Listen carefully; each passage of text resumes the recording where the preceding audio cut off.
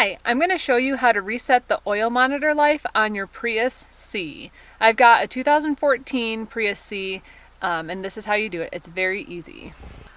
Just to walk through the steps first, we're going to be using this trip button.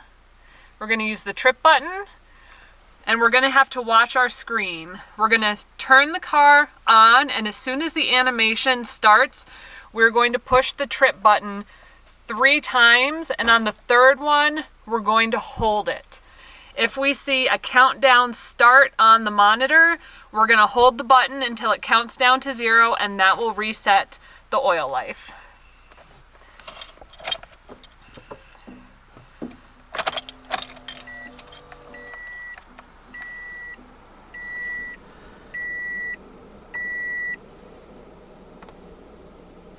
And it's just that easy. Thanks for watching. I hope this helps.